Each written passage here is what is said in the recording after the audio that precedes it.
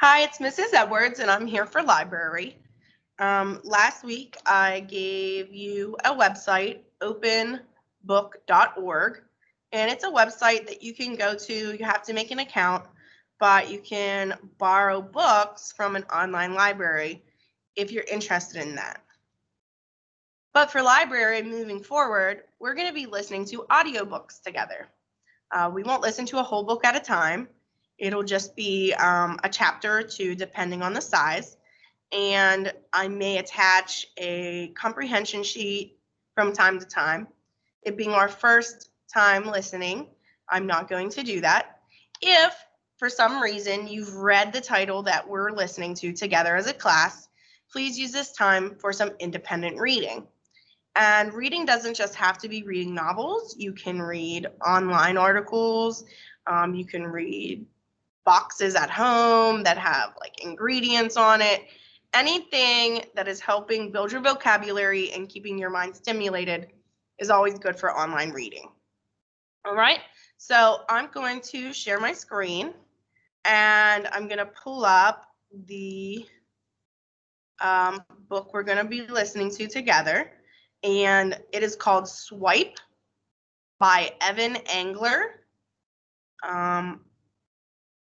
And it's actually narrated by Evan Engler, who is the author. Sometimes with audiobooks, the author is not the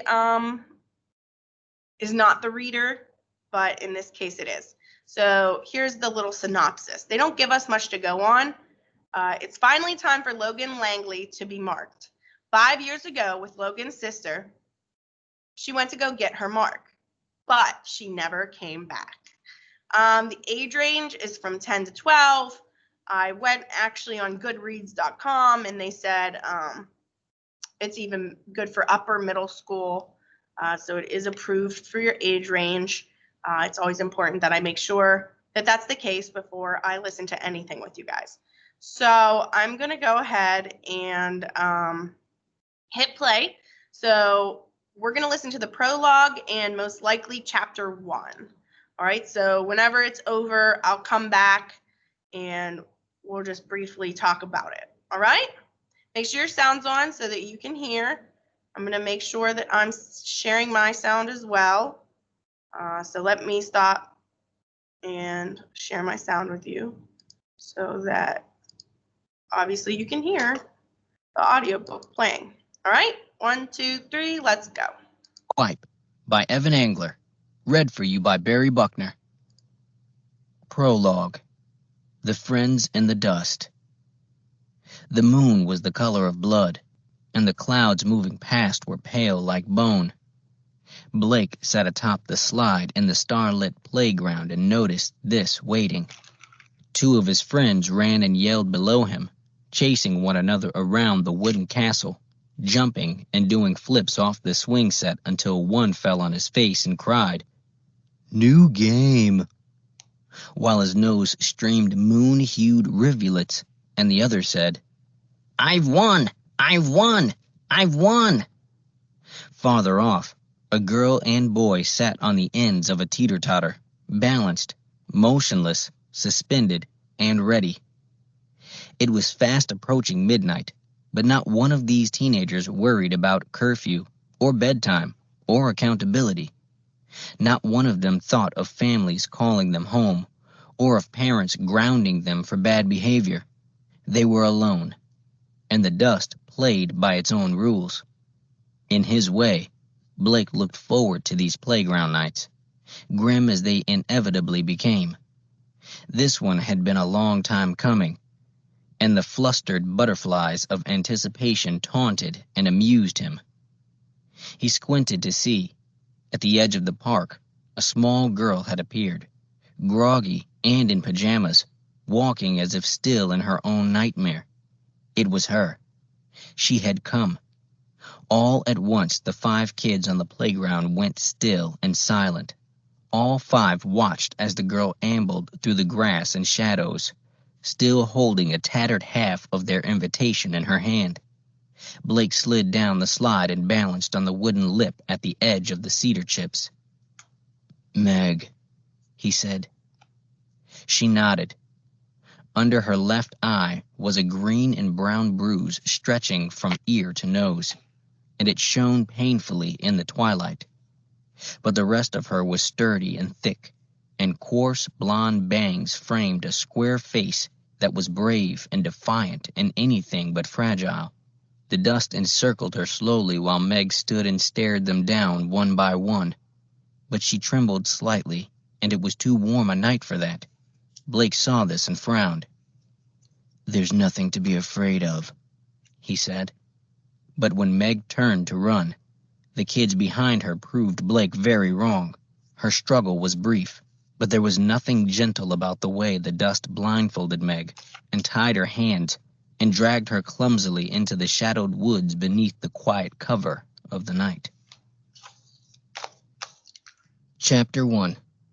Logan Langley, Boy Who Cried Wolf. 1. The last thing Logan would want you to know about him was that he was afraid of the dark. But Logan was afraid of the dark, and if you ever asked him about it, ever brought it up to his face and maybe teased him a little even, he'd stop you right where you stood and tell you it was for a very good reason. It was because Logan Paul Langley was being watched. He didn't know who, and he didn't know how.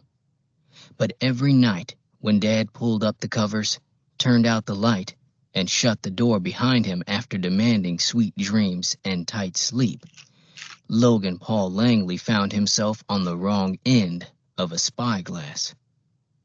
So when Logan awoke with a start, even in the comfort of his own bed, even in the warmth of a late summer evening that was anything but dark and stormy, the weekend before his first day of 8th grade, it was with well-worn urgency that he sat up, rubbed the sleep from his eyes, and scanned the room for signs of intrusion. Tonight, there was only one. His window rested an inch above its seal, and a breeze dried the nightmare sweat from his forehead. Logan couldn't remember if he'd left it open, but if you'd asked him in that moment, he would have told you he had not. Had his father? Had his father walked to the window during their conversation that night? Maybe for some cool air in the midst of their heated discussion. Logan replayed the scene in his head. He had been focused on his breathing, controlled and steady to keep himself calm. He had pulled the covers back, but was standing a few feet away from the bed, just in case someone was under it, waiting for an ankle. "I'm too old for this," he thought, and he shook his head with just a little bit of shame. "What you doing, bud?" Mr. Langley said in the doorway behind him, and Logan jumped as if the words were a spider falling down his back. Imagination got hold again? Logan nodded, but didn't turn around. Instead, he crawled into bed and pulled the covers high up over him, curling up and facing the wall. He could feel his father sit beside him, hunched over and looking at his hands, folded and resting on his lap. "You know," Mr. Langley said, "I think school's gonna be awesome this year. I think school's gonna be its best yet. You've got that government class 9th period. I know you're gonna love learning about all that stuff.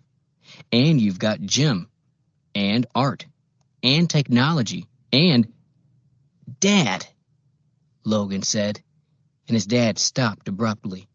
"I'm not worried about classes." The two were quiet for a minute.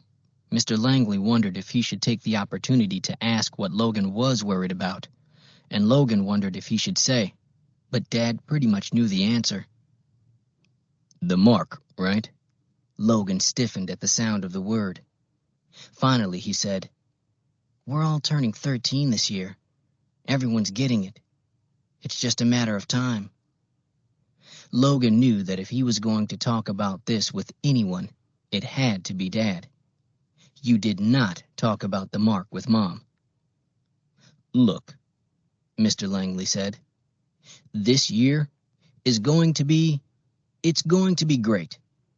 But he frowned and sat still for several breaths, and Logan believed him less with each one. 3, 4, 5. I remember when I got the mark, Mr. Langley said finally.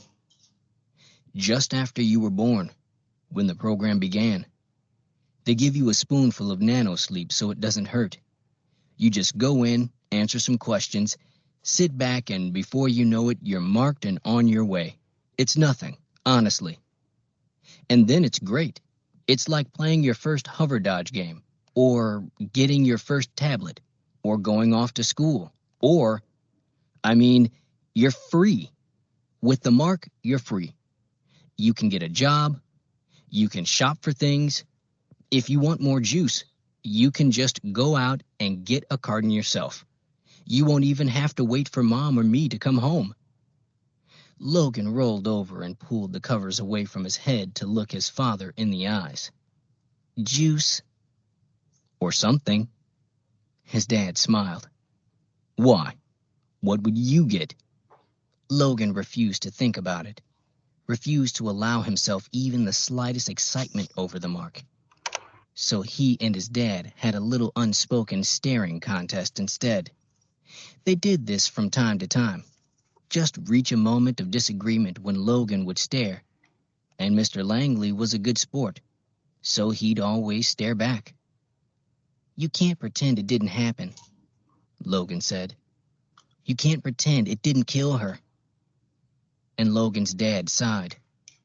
That pretty much ended the staring contest that night. 2. In all of it.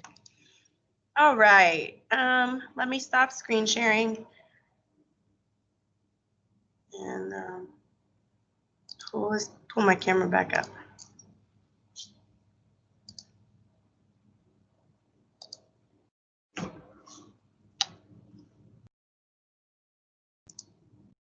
Okay, so we listened to the prologue of Swipe and to chapter 1.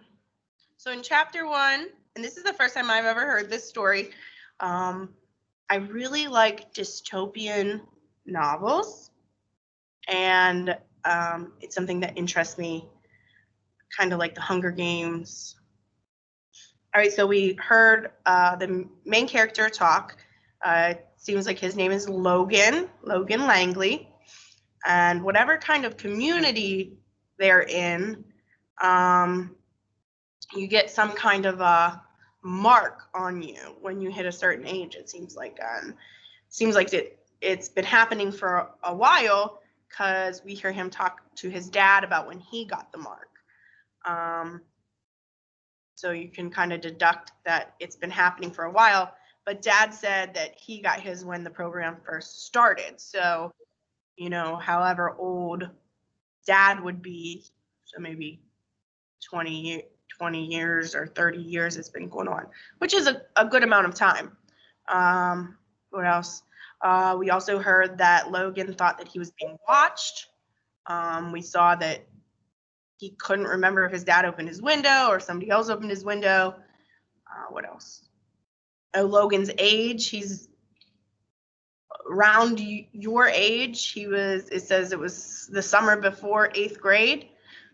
So he was just ending 7th grade. So those are some things we found out. Also at the end of the chapter, then we just heard something interesting, which probably made you want to keep listening, and we'll listen to more next week, that the mark, or whatever the mark is, we don't know enough, killed somebody that he knows, and it's a girl. He said she. So those are kind of like the main points that I feel like I took from the first chapter. So I'm interested to listen to chapters 2 and 3 next week with you guys.